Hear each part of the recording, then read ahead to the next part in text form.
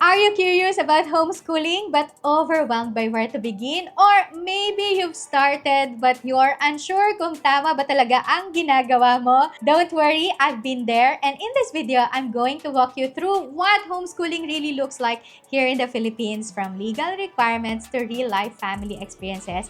And at the end of this video, I'll tell you how you can get a copy of The Raising Brave Arrows, a guide to homeschooling in the Philippines. This is a book that I wrote to guide and empower you in this journey. Welcome to Graceful Homeschooling. It's Emigrace. I'm a homeschooling mompreneur na kumikita habang nasa bahay.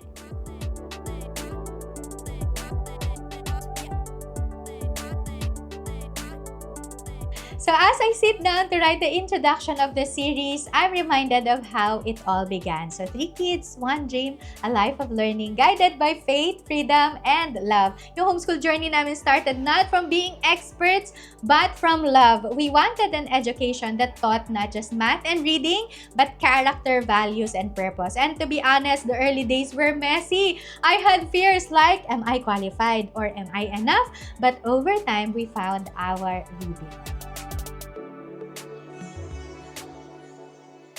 So now, if you're thinking, can I really do this? Let's talk about what homeschooling in the Philippines really means. Alam mo ba na ang homeschooling ay legal na dito sa Pilipinas? Yes, recognized na siya ng Department of Education or yung tinatawag natin na DepEd. That means hindi ito basta-basta lang alternative option. It's a legitimate, flexible, and empowering form of education for your child or children. So, meron tayong dalawang main options dito. Number 1 ay mag-register ka directly with DepEd. Number 2 ay mag-enroll ka sa isang DepEd accredited homeschool provider. Now, kapag nag-register ka directly with DepEd, ikaw ang magde-design ng curriculum mo. You'll choose what to teach, how to teach it, and when to assess your child. Mas free ka actually dito, but you also need to handle more on the paperwork, record keeping, and making sure that you're aligned with the basic education curriculum. Pero kung gusto mo naman ng support and guidance, homeschool providers are a big help para sa mga homeschoolers, lalo na doon sa mga nagsisimula pa lang. So these are organizations na accredited ng DepEd, and they offer structured curriculum packages, quarterly submissions, assessments, and even portfolio reviews. So may advisors din na pwede kang kausapin, plus they organize field trips, campus days, at mga online events para naman makasalamuhan ng mga anak mo din yung ibang mga homeschoolers. Parang may school ka pero nasa bahay. Both options are valid, both work. Ang tanong lang, ano ba ang mas bagay sa season at style ng pamilya mo? So which one is the best for your family? So now, i-compare natin yung pros and cons so you can make an informed decision. So pagdating sa pagpili kung paano mo ba i-officialize ang homeschooling nyo, may dalawang main options talaga. So number 1 ay DepEd direct registration. Number 2 ay DepEd accredited homeschool provider. So here's a quick breakdown ng mga pros and cons ng dalawang ito. So unahin muna natin yung DepEd direct registration. Number 1 ay mas marami kang freedom because ikaw ang magdi-design ng learning journey mo. So ikaw na talaga yan. So number 2 ay set mo lang yung own schedule and style nyo. Number 3 ay mas budget-friendly kasi ikaw nga yung nagdi-design ng curriculum, ng learning journey. Ano ba yung mga bibili nyo ng mga school supplies? Ano ba yung mga hindi nyo nabibilhin ng mga school supplies or mga learning materials? Pero ikaw pa rin ang gagawa ng curriculum planning, documentation, assessments, at pagtatrack ng progress ng anak mo. You're in full control, but you need to do more back-end work. So ngayon, pag-usapan naman natin yung homeschool provider. Ano naman mga pros and cons nito? Number 1 ay meron na itong ready-made curriculum na naka-align ito sa DepEd. Number 2 ay may assigned advisors ka na handang tumulong sa'yo anytime. So kung meron ka mga questions, pwede mo silang kausapin. Number 3 ay may report cards, official records, and transcripts na rin yung mga anak mo.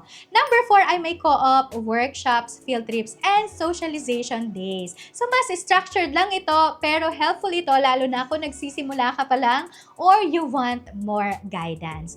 So, sa amin, we chose a homeschool provider kasi malaking bagay yung may support system ka. May kausap kami ng advisor, may guidance kung paano gumawa ng portfolio ng grades, at may campus day kami kung saan nakaka-interact ng mga bata ang ibang homeschoolers. Lalo na nung first year namin, grabe ang peace of mind na may teacher kang matatakbuhan. Pero alam mo, hindi lang ikaw ang nag-iisip mag-homeschool. So let's now take a look at how homeschooling movement is growing in the Philippines right now, lalo na after ng pandemic. So before the pandemic, yung homeschooling was already growing. But when schools shut down, more and more families realized na, ay, kaya pala namin ito. Then suddenly, parents saw how flexible and child-focused yung homeschooling can be. It wasn't just about worksheets, but it became learning through life. So sa kusina, sa garden, sa kotse, sa grocery. And now, homeschooling is not just a trend, but it's a movement of families reclaiming their children's education and values. So now, let's break down how you can start homeschooling. Step number 1, decide your why. So, tanungin mo yung sarili mo at yung family mo, why do I want to homeschool? Is it for faith, flexibility, special learning needs, or family bonding? Your why will be your anchor on tough days kasi darating na pagod ka na at ayaw mo lang mag-homeschool pero babalikan mo lang yung why mo. Step 2, choose between DepEd or a homeschool provider. So gusto mo bang ikaw ang gagawa ng curriculum nyo or mas okay sa'yo ang may guide at support? So this decision sets the tone for how independent or guided your journey will be. Step number 3 ay set up your learning space. So hindi naman to kailangan na sobrang may bonggang classroom setup ka, di ba? Pero pwede ito sa dining table, which doon kami nagsimula. So pwedeng maliit na space lang ito sa bahay nyo. What matters is a space where your child feels safe and ready to learn. Step number 4, choose your curriculum. Pwede kang pumili ng ready-made na mga programs or gawa ka ng sarili mong mix kagaya ng ginagawa ko. So merong mga Charlotte Mason, Montessori, unit studies at traditional DepEd aligned na mga curriculum. So tingnan mo lang kung alin ba yung nagfi-fit sa values and style ng family mo. Step number 5, embrace flexibility and grow into it. Hindi mo kailangan maging perfect from day 1. Expect yung trial and errors. Okay lang yan. So, homeschooling is a lifestyle that grows with you. At alam nyo ba na each child is different. Each season is different also. So, hindi mo naman kailangan din na magkaroon ng answer sa lahat ngayon. But start with your heart.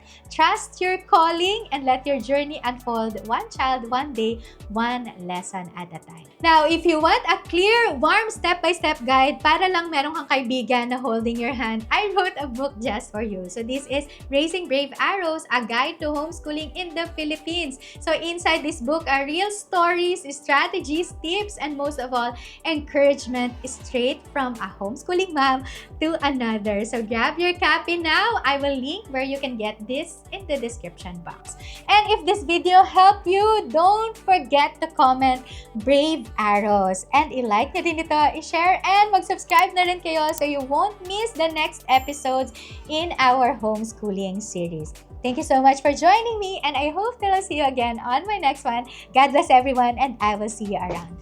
Bye!